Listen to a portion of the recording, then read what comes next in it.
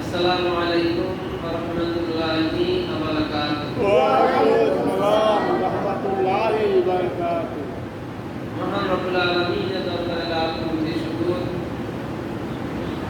যে মহান রব্বুল আলামিন ধীরে ধীরে এক জুমা দুই জুমা করতে করতে বছরে 11টি জুমা বিদায় করে আজকে জুমাতুল বিদা জুমার সপ্তাহ বছরের সর্বশ্রেষ্ঠ জুমায় আমরা আযানের সাথে সাথেই আল্লাহকে রাজি খুশি করার জন্য রাসূল পাক সাল্লাল্লাহু আলাইহি সাল্লামকে রাজি খুশি করার জন্য আমরা সকলেই জুমার নামাজটুকু আদায় করার জন্য একটি খাঁটি মন নিয়ে একটি খাঁটি দিল নিয়ে মসজিদে আসার বসার সুযোগ পেয়েছি। বলেন আলহামদুলিল্লাহ। আলহামদুলিল্লাহ।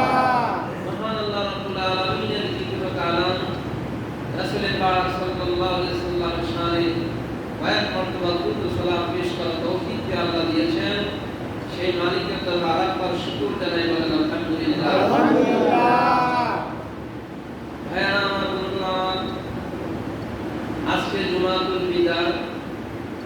এই জুমাতুল বিদা আলোচনা অনেক, যেহেতু আমাদের সামনে বর্তমানে ইতিকাফ চলছে, সামনে লাইলাতুল কদর, এরপর আসছে ঈদুল ফিতর। কয়েকটি বিষয়ের উপর আজকে আলোচনা। যদি মালিক দয়া করে দু চারটি কথা বলার জন্য চেষ্টা করব। সকলে বলেন আমিন। আমিন। আমার ভাইয়েরা বন্ধুরা, লাইলাতুল কদর এমন একটি রজনী, এমন একটি রাত্র, যে রাত্রটা সম্পর্কে আল্লাহ রাসূল সাল্লাল্লাহু আলাইহি ওয়াসাল্লাম বলেছেন 1000 মাস হইতে উত্তম একটি রাত্র। সুবহানাল্লাহ। দুনিয়ার ভিতরে 365 দিনের সাথে 365টা রাত্র আছে। এই 365টা রাত্রের ভিতরে যে রাত্রটা সবচেয়ে আল্লাহর দরবারে দামি, সেই রাত্রটা হলো লাইলাতুল কদরের রাত্র। এই রাতটা তো সম্মানিত কেন বলেন?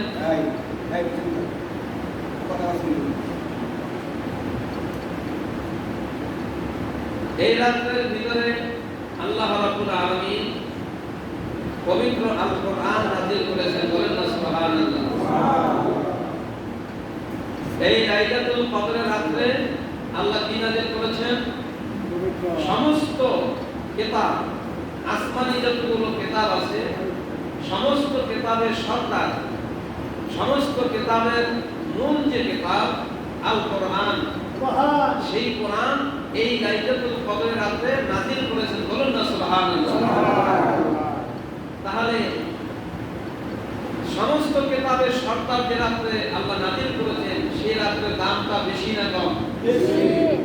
আল্লাহ বলেন এই রাতটা আমার দরবারে এত দামি যে এই কোরআন নাজিলের রাত্রকে সম্মান করে যাহারা রাত থেকে আল্লাহর ইবাদত করবেন, আল্লাহর হুকুমকে পালন করবেন, নফল ইবাদত, কোরআন তেলাওয়াত, বিভিন্ন জিকির আজকার, তাওবা ইস্তেগফার, দোয়া মুনাজাতের ভিতরে যাহারা এই রাত্রকে সম্মানিত করবে, আল্লাহ রাব্বুল আলামিন বলেন তাদেরকে আমি 1000 মাস যদি আল্লাহর ঘরে বসে ইতিকাফ করে দিনের বেলা রোজা রাখে এবং তাসবিহ তাহলিল, কোরআন তেলাওয়াত, বিভিন্ন নফল ইবাদতের মাধ্যমে যদি কেউ 1000 মাস একাধারে অতিবাহিত করে, তাদের যে সওয়াব হবে এর সাথে উত্তম সওয়াব আমি আমার বান্দার বান্দির আমলনামায় দান করব। বলুন না সুবহানাল্লাহ। সুবহানাল্লাহ। এই 1000 মাস এইটাকে তাহাকিল করে হিসাব নিকাশ করে পাওয়া গেছে 83 বছর 4 মাস। কয় বছর? সুবহানাল্লাহ। সবাই একটু বলেন না, কত 83 বছর? 4 মাস। এক রাত্রে ইবাদতের সম্মান কত? 83 বছর 4 মাস। 83 বছর 4 মাস। সুবহানাল্লাহ। ভাই মানুষ কয় বছর বাঁচে? একটা মানুষ তো 80 বছর বাঁচে।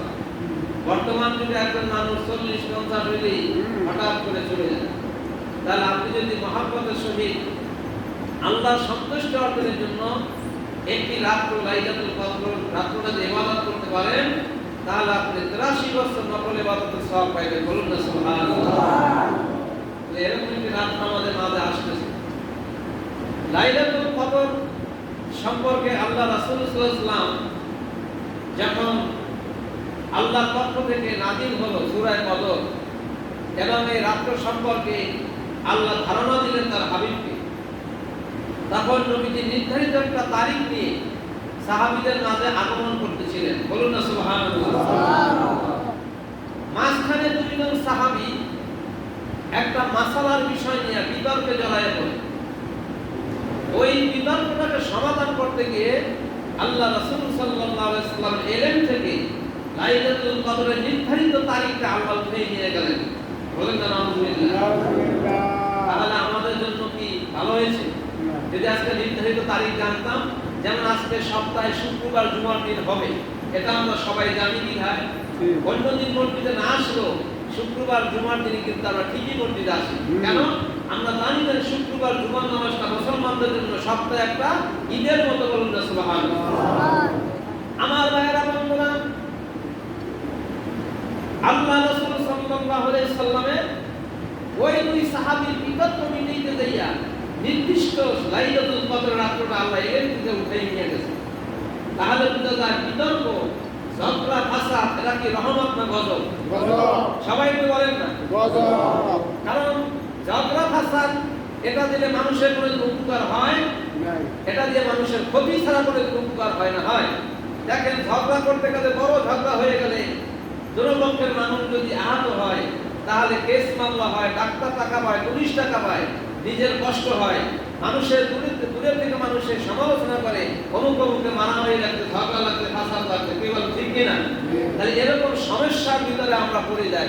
তাহলে একমাত্র ঝগড়া ফাসাদ না করে শান্তিতে বসবাস করাই হলো মুসলমানদের চরিত্র। বলুন না সুবহানাল্লাহ। আমার ভাইয়েরা বন্ধুরা, আল্লাহ রাসূল সাল্লাল্লাহু আলাইহি ওয়াসাল্লাম তখন আর এই লাইলাতুল কদরের নির্দিষ্ট তারিখটা সমাধান দিতে পারলেন না। তবে একটা কথা বলে গেছেন, সেটা হলো রমজানের শেষ রজনী, রমজানের শেষ 10 দিন প্রত্যেকটা বিজোর রাত্রে আল্লাহ রাব্বুল আলামিন লাইলাতুল কদর দিতে পারেন। তাহলে রমজানের শেষ 10 দিন, এই শেষ 10 রাত্রে আল্লাহর ওলিরা এবং আলেম ওলামারা, পীর মাশায়েখরা যারা মুসলমান, তাহারা এই বেজর রাত্রগুলোতে কম বেশি নেক আমল করে থাকেন। ঠিক কিনা বলেন? এজন্য আমি আপনাদেরকে যখন বেজর রাত্র চলে আসছে তখন আমি মাইকে বলেছিলাম, আপনারা সকলেই সেহরি খাওয়ার আগে অথবা সেহরি খাওয়ার পরে কম বেশি লাইলাতুল কদরের উদ্দেশ্যে কিছু নফল ইবাদত করবেন। হয়তো ভাই অল্প অল্প করতে করতে একদিন যখন আমরা শেষ মুহূর্তে 26 দিবাগত রাত্রে আমল করব, এই সব আমলকে জড়িয়ে করে আল্লাহ আমাদের লাইলাতুল কদর দিতে পারেন কিনা বলেন?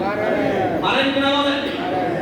তাহলে আমাদের কি অল্প অল্প নেক আমল করলে এই নেকামল একখানে জমা হয়ে অনেক বিশাল হয়, এইটার উসিলায় আল্লাহ আমাদের রহমত নাজিল করবে, ঠিক কিনা বলেন? তাহলে আমরা পিছনে আমরা অনেকগুলা বেদরাত হারিয়েছি, আর মাত্র আমাদের মাঝে 3টা বেদরাত আছে। কয়টা বেদরাত আছে? 3টা। আজকে একটা রাত্র বেদরাত হবে, রবিবার একটা বেদরাত হবে, আর একটা বেদরাত হবে বুধবার, এই মঙ্গলবার একটা বেদরাত হবে। এই 3টা বেদরাত আমাদের সামনে আছে। আপনারা চেষ্টা করবেন প্রত্যেক বেদরাতেই কিছু না কিছু নফল ইবাদত করে লাইলাতুল কদরের আশায় আল্লাহকে উপহার দেওয়ার জন্য চেষ্টা করবেন। পারবেন না ইনশাআল্লাহ? ইনশাআল্লাহ। এটা আপনারা ইচ্ছা করলে বাড়িতে করতে পারবেন, মসজিদেও করতে পারবেন। লাইলাতুল কদরে নিয়ত করে 2 রাকাত করে নিয়ত করবেন, 4 রাকাত করে 8 রাকাত কমপক্ষে প্রতিদিন এই লাইলাতুল কদরে নামাজ আদায় করবেন। আপনি সূরা কদর যদি না জানেন তাহলে প্রত্যেক রাকাতে আলহামদুলিল্লাহ সূরা পড়ে 3 বার করে কুল আল্লাহ করে 2 রাকাত করে 4 রাকাত, এভাবে আপনি লাইলাতুল কদরের নামাজ এই বাকি রাতগুলো আদায় করার চেষ্টা করবেন। আল্লাহ আমাদের সবাইকে তৌফিক দান করুন, সকলে বলুন আমিন। আমিন। আল্লাহ রাসূল সাল্লাল্লাহু আলাইহি সাল্লাম আজকে খুতবাতে একটা গুরুত্বপূর্ণ আলোচনা আছে, সেটা হলো নবীজি রমজান মুবারক মাসে মেহরাবের উপর উঠলেন। ওঠার পরে প্রথম সিঁড়িতে যখন উঠলেন নবীজি, তখন উচ্চ কণ্ঠে বললেন আমিন। দ্বিতীয় সিঁড়িতে যখন নবীজি উঠলেন তখন উচ্চ কণ্ঠে বললেন আমিন। তৃতীয় সিঁড়িতে যখন উঠলেন তখন বললেন আমিন। এভাবে নবীজি 3 বার আমিন বলার পরে নবীজি মেম্বারে বসলেন। বলুন সুবহানাল্লাহ। আল্লাহ নবী সাহাবীরা বললেন, হুজুর আজকে মেম্বার ওঠার সময় যেভাবে আমিন বললেন এরকম তো দৃশ্য আমরা কখনোই দেখি নাই। হুজুর আমরা একটু আমিন বলার কারণটা জানতে চাই, কি হয়েছে, কেন আপনি আমিন বললেন? বলুন না সুবহানাল্লাহ। কোন বিষয় জানার নাম হইল ঈমানদারি। জানার নাম কি? আপনি যদি কোনো বিষয় কোন আলেমের কাছে জানতে যান আমলের নেই, কি নেই? আমলের। সবাই তো বলেন না ভাই? আমলের। একটা হলো আমলের নেইকে জানা, আর একটা হলো ফিতনা সৃষ্টি করার জন্য জানা। দুইটা কি এক হবে? না। একটা মাসলা, একটা কোনো বিষয় আপনি যদি জানা না থাকে তাহলে একজন আলেমকে আপনি জিজ্ঞাসা করবেন কি নিয়েছে। সবাই তো বলেন আমলের। আমলের নেইতে নাকি ফিতনার নেইতে? আমলের। আমলের নেইতে জিজ্ঞাসা করবেন। অথবা কোনো আলেমকে যদি কোনো আমল করতে দেখেন যে আমলটা আপনি জীবনে কোনোদিন দেখেন নাই, এই আমলটা আপনি কোনোদিন কারোর মুখে শুনেনও নাই, কিন্তু এরকম একটা আমল যদি আপনি কোনো আলেমকেও করতে দেখেন তাহলে তাকে জিজ্ঞাসা করবেন কিসের জন্য? জানার জন্য এবং এই আমলটা করার জন্য। হুজুর আপনি আমলটা করলেন, এই আমলটা কি বিষয় আমি একটু জানতে চাই আমলের ন্যায়তে। আর একটা হলো কি? ফিতনার ন্যায়তে। আপনি যদি ফিতনা সৃষ্টি করতে চান, আল ফিতনাতু আশাদ্দু মিনাল কতলি। রাসূল পাক সাল্লাল্লাহু আলাইহি ওয়াসাল্লাম বলেছেন, একটা কোরআনের কথা নিয়ে, একটা হাদিসের কথা নিয়ে, একটা ইজমা কিয়াসের কথা নিয়ে, একটা সুন্নাতের কথা নিয়ে সমাজে ফিতনা সৃষ্টি করা, একটা মুসলমানকে জবাই করলে যে অন্যায় হয় সেরকম অন্যায় যারা করে নাউযুবিল্লাহ। আল ফিতনাতু আশাদ্দু মিনাল কতলি। একটা ফিতনা হলো একটা কতলের চাইতে জঘন্যতম অপরাধ। এজন্য আপনি কোনো বিষয় আপনি জানতে চাইবেন আমলের ন্যায়তে, কি ন্যায়তে? আমলের। সবাই বলেন আমলের। আমরা ফিতনার ন্যায়তে কোনোদিনই জানতে চাবো না। যে এইটা আপনি কোথায় পাইলেন? এই ফিতনা সৃষ্টি করার জন্য জানতে চাইছেন কাফের গোষ্ঠীরা। কারা জানতে চাইছে? কাফের। আবু জাহেল বলেছে, এই মুহাম্মদ তুই যদি নবী এটা করে সামটা 2 ভাগ করে দেখা। নাউযুবিল্লাহ বলেন। আলহামদুলিল্লাহ। আল্লাহ নবী যদিও স্বর্ণকে দ্বিখণ্ডিত করে দেখাইছেন, কিন্তু এই জিজ্ঞাসা করাটা কার? কুফরি।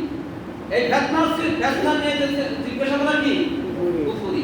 এজন্য আপনি সাহাবীরা জিজ্ঞাসা করতেন, ইয়া রাসূলুল্লাহ হাবিবাল্লাহ আপনি যে মিরাজ করতে গিয়েছিলেন এই মিরাজের প্রমাণটা কি? একজনে জিজ্ঞাসে ফিতনা নিয়ে, আর আবু বকর এক কথা মেনে নিয়েছেন, সাদাকা ইয়া রাসূলুল্লাহ। সুবহানাল্লাহ। তাহলে আবু বকরের ধ্যান ধারণা আর ওই যে লোকটা জানতে চাইছেন ফিতনা সৃষ্টি করার ধারণায় দুইজনের কি এক হবে? ঠিক না। এজন্য আমরা সর্ব বিষয়ে জানতে চাবো আমলের ন্যায়তে, ফিতনার ন্যায়তে আমরা জিজ্ঞাসা করব না। আল্লাহ নবীকে জিজ্ঞাসা করলেন সাহাবীরা, ইয়া রাসূলুল্লাহ ইয়া হাবিবাল্লাহ আজকে আপনি মিম্বারে বসার সময় আমিন বললেন একবার না 3 বার? কয়বার? এটা কারণটা আমরা একটু জানতে চাই। এটা হলো সাহাবীদের জানার ন্যায়তে, মানার ন্যায়তে, আমলের ন্যায়তে জিজ্ঞাসা করেছেন, বলুন না সুবহানাল্লাহ। নবীজি বললেন, হে সাহাবীরা শোনো, এই মাত্র আমার কাছে মিম্বারে ওঠার আগে জিবরাইল এসে হাজির হয়ে গেছেন। সুবহানাল্লাহ। জিবরাইল আমাকে তিনটা সংবাদ জানালেন। কয়টা? সবাই একটু বলেন না। তিনটা। আপনাদের কষ্ট হয়? এক নম্বর সংবাদ জানাইলেন, ইয়া রাসূলুল্লাহ, ইয়া হাবিবাল্লাহ, আপনার সাহাবীদের ভিতরে, আপনার উম্মতের ভিতরে, নারী হোক চাই পুরুষ হোক, তাদের ভিতরে কিয়ামত পর্যন্ত যত আপনার উম্মত মুহাম্মাদের আসবে, তাদের ভিতরে কেউ যদি রমজান মাস পেয়ে যায়, কি মাস? রমজান মাস। সবাই তো জোরে বলেন না। রমজান মাস। যদি কেউ রমজান মাস পেয়ে যায়, আর রমজান মাস একদিন দুই দিন করতে করতে 30টা রমজান অথবা রমজান মাস বিদায় হয়ে গেল, কিন্তু তার গুনাহ মাফ হইল না। কি মাফ হইল না? গুনাহ। সবাই তো বলেন না ভাই। গুনাহ। তাহলে গুনাহ মাফ করার জন্য কি দিয়েছেন আল্লাহ? রমজান মাস। এই কথা বোঝা যায় কি? গুনাহ মাফের জন্য কি মাস দিয়েছেন? রমজান মাস। রমজান মাস দিয়েছেন। আল্লাহ নবী বললেন, জিবরাইল আমাকে বললেন, যেই ব্যক্তি রমজান মাস পাইল, অথচ রমজান মাস পাওয়ার পরে তার নিজের জীবনের গুনার কথা স্মরণ করে, আল্লাহর দরবারে কান্নাকাটি করে, তওবা ইস্তেগফার করে, আল্লাহর কাছে ইবাদত করে, নফল নামাজ পড়ে, রোজা রেখে, সমস্ত নেক আমলের মাধ্যমে তার গুনাহকে ক্ষমা করে দিতে পারে না, কিন্তু রমজান মাস চলে গেল। আপনি যদি নেক আমল না করেন, গুনার জন্য আল্লাহর কাছে ক্ষমা না চান, আপনার জন্য রমজান মাস কি বসে থাকবে? না, রমজান মাস কি ধীরে ধীরে চলে যাবে। চলেই যাবে। তাহলে আল্লাহ নবীকে বললেন, জিবরাইল, ইয়া রাসূলুল্লাহ, ইয়া হাবিবাল্লাহ, যারা রমজান মাস পাইল, অথচ রমজান মাস পাওয়ার পরে নিজেদের গুনাহের কথা আল্লাহর কাছে কান্নাকাটি করে, আল্লাহর কাছে ক্ষমা চেয়ে, তওবা ইস্তেগফার করে, যারা জীবনের গুনাহগুলো ক্ষমা করাইতে পারে নাই, অথচ রমজান মাস বিদায় হয়ে গেল, আপনার ওই উম্মতগুলো নিঃসন্দেহে হতভাগা। এই নিঃসন্দেহে কি? এই কথা কে বলছেন? জিবরাইল বলছেন, নবীজি বলছেন আমিন। তাহলে জিবরাইল ওই সমস্ত ফেরেশতাদের সর্দার, তার জবান থেকে এমন কোন কথা বের হয় নাই যেই কথাটা স্বয়ং আল্লাহ না বলছেন, বলুন না সুবহানাল্লাহ। সুবহানাল্লাহ। জিবরাইল আলাইহিস সালাম কোনদিন নবীর দরবারে একটা কথা নিয়ে আসেন নাই যেই কথাটা আল্লাহ বলেন নাই, এরকম কথা জিবরাইল নিয়ে কোনদিন নবীর দরবারে হাজির হন নাই। তাহলে কথাটা বলেছেন আল্লাহ, মাধ্যম হয়েছেন জিবরাইল, আর কবুলের জন্য আমিন বলেছেন বিশ্ব নবী, বলুন না সুবহানাল্লাহ। তাহলে যেখানে আল্লাহ বলেছেন রমজান মাস দিয়েছি গুনাহ মাফের জন্য, আর সেই রমজান মাস পাওয়ার পরে হে হাবিব, আপনার উম্মতগুলো গুনার জন্য মাফ চায় নাই, গুনাহ মাফ করার আগে রমজান চলে গেল, তারা হতভাগা। এই কথা আল্লাহর পক্ষ থেকে জিবরাইল যখন নবীকে বললেন, নবী বললেন আমিন। এবার কবুল হয়েছে না? কবুল হয়েছে না? আমরা মোনাজাতে কি বলি? আমিন। ইমাম সাহেব বলে, আল্লাহ আমাদেরকে মাফ করো, মায়ের গুনাহ মাফ করো, বাবার গুনাহ মাফ করো, আমাদের নেক আমল কবুল করো। আমরা কি বলি? আমিন। আমিনের শব্দ অর্থ কি? ইমাম সাহেব যা বলতেছে আল্লাহ তুমি কবুল করো, বলুন না সুবহানাল্লাহ। নামাজের ভিতরে ইমাম সাহেব বলেন ওয়ালা দাল্লিন, আমরা কি বলি? আমিন। আস্তে বলি না জোরে বলি? আস্তে। আস্তে বলতে হবে। জোরে বলা কি হাদিস, আস্তে বলা সুন্নাত। আমরা মানবো সুন্নাত না হাদিস? সুন্নাত। আমরা সুন্নাত মানবো। কি মানবো? সুন্নাত। আমার ভাইরা, নবীজি বললেন আমিন, তাহলে কি কবুলের কোনো সন্দেহ আছে? নাই। কি বলেন, আছে? নাই। তাহলে যারা রমজানে রোজা রেখে 5 ওয়াক্ত নামাজ পড়ে, তারাবি করে, তাহাজ্জুদ করে, বিভিন্ন নেক আমলের মাধ্যমে আল্লাহর দরবারে তওবা ইস্তেগফার করে জীবনের গুনাহগুলো মাফ করে দিতে পারে নাই, আল্লাহর ভাষায়, জিবরাইলের ভাষায়, নবীজির কবুলের ভিতরে বোঝা যায় যে এই লোকটা হতভাগা, ঠিক না ঠিক? তাহলে আমরা কি সে রমজানে হতভাগার ভিতরে পড়তে চাই? কি বলে, হতভাগার পড়তে চাই? না। আমরা মুমিনদের ভিতরে থাকতে চাই না? জি। আমরা কাদের সাথে থাকতে চাই? মুমিনদের সাথে থাকতে চাই।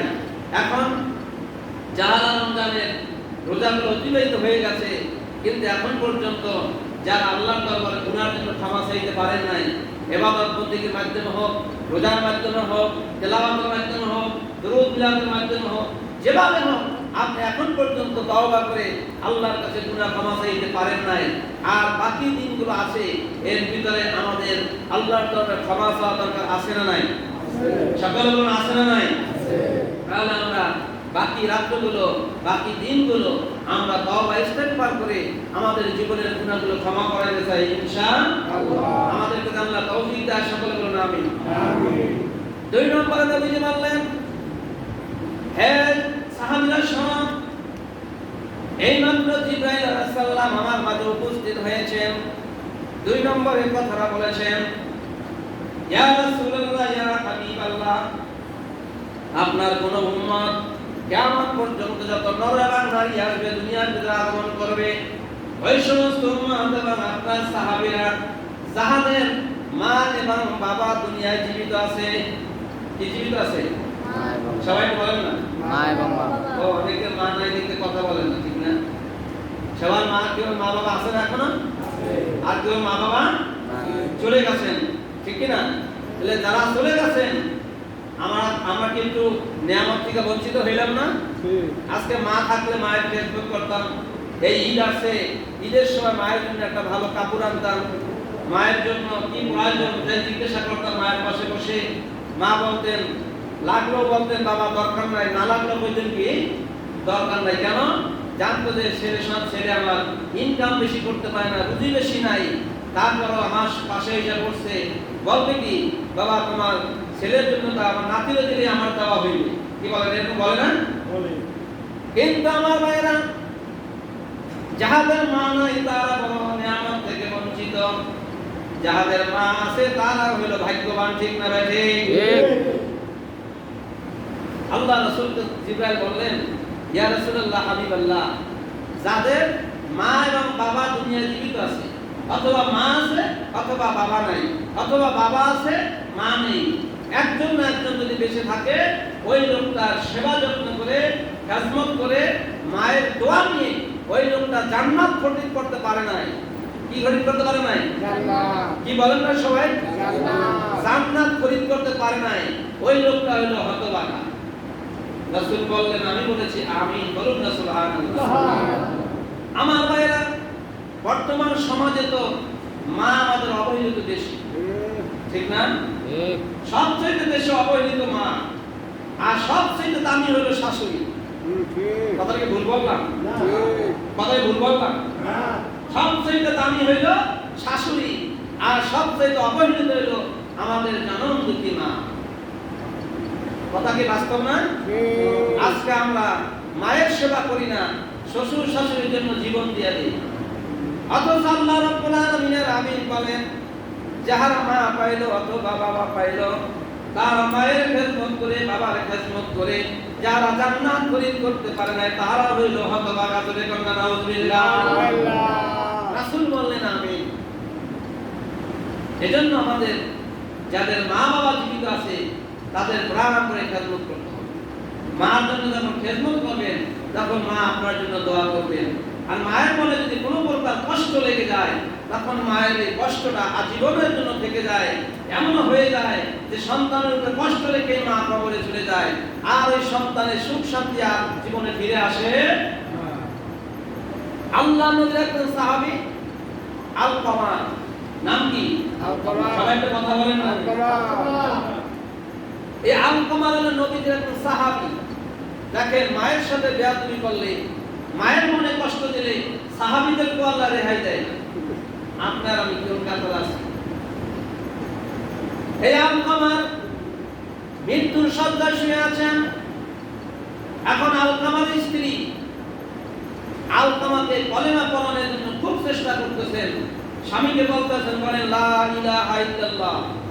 স্বামী কথা বলতে পারে না, তার জবান বন্ধ হয়ে গেছে, কলেমা পড়তে পারে না, মাথা ঝুলায় যে আমি পড়তে।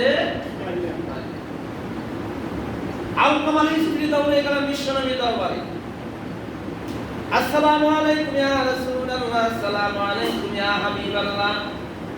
হুজুর, আপনার প্রিয় সাহাবী আলকামার মৃত্যুর শয্যায় শুয়ে আছেন। হুজুর, আমি বহুবার চেষ্টা করছি, আলকামার জবান থেকে কলেমা বের হয় না। ইয়া রাসূলুল্লাহ, ইয়া হাবিবাল্লাহ, আমার স্বামী আর তোমাকে কলেমা পড়ানোর জন্য ব্যবস্থা করেন, একটু দোয়া করেন, বলুন না সুবহানাল্লাহ। নবীজি বললেন, আলী, ওসমান, ওমর, ফারুক, আবু বকর, তোমরা চারজন আলকামার পাশে চলে যাও, আলকামারে যে কলমা পড়াও। দেখো আলকামা তোমাদের কলমা শুনে শুনে কলমা পড়তে পারে কিনা। নবীর নির্দেশে চারজন সাহাবী আলকামার পাশে গিয়ে মাথার পাশে বসলেন। আলী রাদিয়াল্লাহু তাআলা বললেন, হে আলকামার ভাই, তুমি পড়ে দাও লা ইলাহা ইল্লাল্লাহ। আলকামার মাথা ঝুলায় পড়তে পারি না। হযরত ওসমান বললেন, আলকামার, তুমি না এত কলেমা পড়তা, তুমি না নবীর কাছে গিয়ে উচ্চ কণ্ঠে কলেমার আওয়াজটা শুনে নিতা, আজকে তুমি কেন পড়ো না? বলো আমার সাথে লা ইলাহা ইল্লাল্লাহ। আলকামার মাথা ঝুলাই আর চোখের পানি ছেড়ে কান্দে, আমি কলেমা পড়তে পারি না। 3 নম্বর, হযরত ওমর ফারুক আলকামাকে বলতেছেন, আলকামার তুমি কলেমা পড়ো। আলকামার মাথা ঝুলাই, আমি কলেমা পড়তে পারি না। শেষ পর্যন্ত আবু বকর ডাক দিয়ে বলে, আলকামার তোমার কি হয়েছে? তুমি কি কথা বলতে পারো না? তোমার কি হয়েছে? তুমি এখন এই মুহূর্তে আমার সাথে বলো লা ইলাহা ইল্লাল্লাহ মুহাম্মাদুর রাসূলুল্লাহ সাল্লাল্লাহু আলাইহি ওয়াসাল্লাম। আলকামার মাথা ঝুলাই, আমি কলেমা পড়তে। চারজন সাহাবী নবীর দরবারে গিয়ে বললেন, ইয়া রাসূলুল্লাহ, ইয়া হাবিবাল্লাহ, আমরা বহু চেষ্টা করেছি, আলকামার জবান থেকে কলেমা আসে না। এবার নবীজি আতুতে ভর দিয়ে উঠে দাঁড়াইলেন, কি বলো তোমরা, আলকামার কলেমা পড়তে পারে না? তাহলে কি আলকামার কলেমা না পড়েই কি কবরে যাবে? চলো আমি যাবো। সুবহানাল্লাহ বলেন, মুহাম্মদে বলেন সুবহানাল্লাহ। নবী নিজের স্বয়ং আলকামার পাশে গিয়ে দাঁড়াইলেন। নবীকে দেখে আলকামার ফেল ফলায় কেঁদে দিলেন, চোখের পানি ছিল, শুধু মাথা ঝুলায়, হুজুর আমি কলেমা পড়তে পারি না। বলুন না সুবহানাল্লাহ। আমার ভাইরা বন্ধুরা, নবীজি বললেন, আলকামার তোমার কি হয়েছে? তোমার জবাবটা হলো, আমি নবীজি এসেছি, আমার সাথে তুমি কত ত্যাগ স্বীকার করে কলেমা পড়েছিলে, কতবার উচ্চ কণ্ঠে কলেমা পড়েছিলে, আজকে তুমি আমার সাথে কলেমা পড়ে নাও লা ইলাহা ইল্লাল্লাহ মুহাম্মাদুর রাসূলুল্লাহ। আলকামার মাথা ঝুলাই পড়তে পারি না। এবার আলকামার বিপদ নাকি শান্তি? বিপদ। সবাই বলেন বিপদ। নবীজি এবার মনে মনে ভাবলেন, আলকামার আমার একজন আদরের সাহাবী, আমার মনে হয় আলকামার তার মায়ের সাথে মনে হয় বেয়াদবি করেছে। নবী তো সব কিছু আল্লাহর পক্ষ থেকে সব ওহী পেয়েছেন, কোন কারণে কার কি অবস্থা হবে নবীজিকে জানিয়ে দিয়েছেন কে? আল্লাহ। আমার ভাইরা বন্ধুরা, আলকামার স্ত্রীকে ডাক দিয়ে বলে, আলকামার স্ত্রী শোনো, আলকামার কি মা জীবিত আছে কিনা? সুবহানাল্লাহ বলে। আলকামার স্ত্রী বলেন, ইয়া রাসূলুল্লাহ, আলকামার মা জীবিত আছে, বৃদ্ধ মানুষ ঘরে বসে আছে। আলকামার মাকে ডাকো। মাকে ডাকা হলো। এবার মাকে বলতেছেন, ও মা, আপনার আলকামার তো মৃত্যু সজ্জায় ঘুমিয়ে আছে, আলকামার কলেমা পড়তে পারে না, আমি নবী তাকলিম দিলাম কিন্তু কলেমা আসে না। মা, আপনি আপনার সন্তানের পাশে দাঁড়াইয়া আপনার সন্তানকে একটু কলেমার তাকলিম দেন। আমার মন বলছে আপনি যদি বলেন আপনার আলকামার কলেমা পড়ে ইন্তেকাল করবে।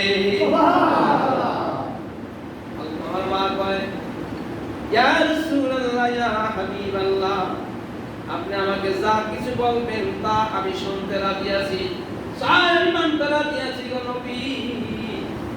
আলকামার কথা আমাকে কইলেন না, আমি আলকামারকে ক্ষমা করতে পারবো না, আমি আলকামারকে কলেমা পড়াইতে পারবো না গো নবী। আলকামার আমার অন্তরের ভিতরে একদিন একটা মাত্র কটু কথা বলে আমাকে কষ্ট দিয়েছিল। একটা কথা। কয়টা? একটা। আজকে আমরা মাকে কত ধরনের ধমক দিয়ে কথা বলি, মাকে কত ধরনের গালি দিই, মাকে কত ধরনের অশ্লীল ভাষায় কথা বলি, ঠিক না ঠিক? নবীর সাহাবীর বেলায় যদি এরকম হয় বন্ধুরা আমার, নবীর সাহাবী কি নামাজ কম করেছিলেন? কি বলেন? না। নবীকে কি ভালো কম বেসেছিলেন? নবীকে কি কম চোখে দেখেছিলেন? নবীর সাথে কি কত ওয়াজ মাহফিলের মধ্যে নবীর সাথে চোখের পানি জাল তোমার কামছেন, ঠিক না ঠিক? সাহাবীকে নিয়ে আপনি অনেক ত্যাগ স্বীকার করার পরে নবী সাহাবী হয়েছে। এবার আলকামার মাকে যত বুঝানো হইল, আলকামার মা ক্ষমা করতে রাজি হইল না। এবার সাহাবী বললেন, হে সাহাবীরা, কিছু লাকড়ি সংগ্রহ করো, লাকড়ি সংগ্রহ করো, লাকড়ির ভিতরে আগুন জ্বালাইয়া দিব, এই আগুনের ভিতরে আলকামাকে ফালাইয়া দিব, আলকামা আগুনে জ্বলে পড়ে ছাইকার হয়ে যাবে। এই কথাটা নবী যখন বললেন, বলার সাথে সাথে আলকামার মা বললেন, হে ইয়া রাসূলুল্লাহ, ইয়া হাবিবাল্লাহ, লাকড়ি কেন সংগ্রহ করবেন, আগুন কেন জ্বালাবেন? নবীজি বললেন, না আলকামার মা, তুমি তোমার সন্তানকে তো ক্ষমা করবা না, ক্ষমা না করলে তোমার সন্তান ইন্তেকালের পরে সরাসরি জাহান্নামে চলে যাবে। জাহান্নাম থেকে আগুন রাখছেন, আগুন। জাহান্নামে কি থাকে ভাই? সবাই একটু বলেন না। জাহান্নামের আগুন দুনিয়ার আগুনের চাইতে 70 গুণ তেজ বেশি। আর এই দুনিয়ার আগুনে আলকামাকে পুরো ছারখার করে দেয়, ওই জাহান্নামের আগুনে আলকামারা জ্বলতে হবে না। নবী এই কথা বলার সঙ্গে সঙ্গে আল্লাহর নবীর সামনে দাঁড়ায়া আলকামার মার সহ্য করতে পারে নাই। কি কারণ পারে? হাজার কষ্ট থাকলো মা কি সন্তানের বিপাশনে সহ্য করতে পারে? কি বলেন, পারে? আমার ভাইয়েরা, যখন আলকামার মা এই কথা শুনলেন, শোনার সঙ্গে সঙ্গে নবীর হাত ধরে বললেন, ইয়া রাসূলুল্লাহ, ইয়া হাবিবাল্লাহ, আমি আমার সন্তানের উপরে ওই কষ্টটা ভুলে গেলাম, আমি মাফ করে দিলাম। নবীজি আপনি আলকামাকে কলেমার তাকলিম দিয়া দেন। নবীজি এবার আলকামাকে ডেকে বলে, আলকামা নেই, তুমি এবার আমার সাথে বলো, লা ইলাহা ইল্লাল্লাহ মুহাম্মাদুর রাসূলুল্লাহ। এবার আলকামা উচ্চ কণ্ঠে নবীর শব্দের সাথে কণ্ঠ মিলাইয়া এবার মধুর বাণী শোনা দিলেন, লা ইলাহা ইল্লাল্লাহ মুহাম্মাদুর রাসূলুল্লাহ। সকলে বলুন সাল্লাল্লাহু আলাইহি ওয়াসাল্লাম। এই যুবকেরা, মা আছে কার কার? মা কার কার আছে? আলহামদুলিল্লাহ। আর 5 দিন 6 দিন পরে ঈদুল ফিতর আসতেছে। কি আসতেছে? ঈদুল ফিতর আসতেছে। আজকে জুমাতুল বিদা, আজকে জুমার নামাজ পড়লে 51টি জুমা কবুল হয়ে যাবে। বলুন না আলহামদুলিল্লাহ। আলহামদুলিল্লাহ। যদি মায়ের মনে কষ্ট থাকে জুমা কবুল হবে না। মায়ের মনে কষ্ট থাকলে হবে? কারণ আলকামার নবী কলেমা পড়ায় পড়তে পারে না। তাহলে যাদের মা জীবিত আছে, অনুরোধ করে বলবো, আজকে জুমার নামাজ পড়ে গিয়ে মায়ের কদমটা জড়ায়া ধরে, মা অন্যায় বহুল করেছি জীবনে, অনেক গালি দিয়েছি তোমাকে, অনেক ধমক দিয়ে কথা বলেছি, শুনেছি মসজিদে আলকামার একটা ধমক দিয়ে কথা বলার কারণে তার ইন্তেকালের সময় কলেমা আসে নাই। তাহলে মা তোমাকে তো হাজার ধমক দিয়ে কথা বলেছি, আজকে ক্ষমা করে দাও, আর জীবনে কোনোদিন মাকে ধমক দিয়ে কথা বলবো না। পারবেন ইনশাআল্লাহ? মায়ের দোয়া নিতে হবে কিনা? সবাই বলেন, মায়ের দোয়া নিতে হবে কিনা? আপনি কথা বলার সঙ্গে সঙ্গে আপনার মায়ের চোখের পানি চলে আসবে, আর আপনার মাথায় হাত তুলে জীবনের সমস্ত কষ্টগুলো যখন ভুলে যাবে, খুশি হবেন কে? আল্লাহ। সবাই বলেন, খুশি হবেন কে? আমরা কি তাহলে আল্লাহকে খুশি করতে চাই? ইনশাআল্লাহ। এজন্য মায়ের দোয়া নিতে হবে কিনা? মায়ের দোয়া লও হে মুমিন, মায়ের দোয়া লও, বিপদে পড়বে না তুমি যখন যেথায় যাও। বলেন না, মায়ের দোয়া লও হে যুবক, মায়ের দোয়া লও, বিপদে পড়বে না তুমি যখন যেথায় যাও। বলেন না একটু সবাই, মায়ের দোয়া লও হে মুমিন, মায়ের দোয়া লও, বিপদে পড়বে না তুমি যখন যেথায় যাও। ঠিক কিনা বলেন? বলেন না মারহাবা। আল্লাহ আমাদের সবাইকে আমাদের মা যতদিন বেঁচে থাকবে মায়ের সেবা করা তৌফিক দান করুন, সকলে বলুন আমিন। আপনি বাড়ি থেকে বের হয়ে অফিসে যাবেন, খেতে খামারে যাবেন, হাটে যাবেন, বাজারে যাবেন, মাকে ডেকে বলবেন মা বাজারে যাই, অমুক জায়গায় যাই, মা আপনাকে দোয়া দিয়ে দিবে। সেই দোয়ার বরকতে বিপদ থেকে মুক্তি করবেন কে? সবাই উচ্চ কণ্ঠে বলেন বিপদ থেকে মুক্তি করবেন কে? আল্লাহ আমাদের সবাইকে মাকে সম্মানের সহিত, ইজ্জতের সহিত, তাজিমের সহিত মায়ের প্রতি ধ্যান নজর রাখার তৌফিক দান করুন, সকলে বলুন আমিন। আলহামদুলিল্লাহি রাব্বিল আলামিন। আসসালামু আলাইকুম ওয়া রাহমাতুল্লাহ।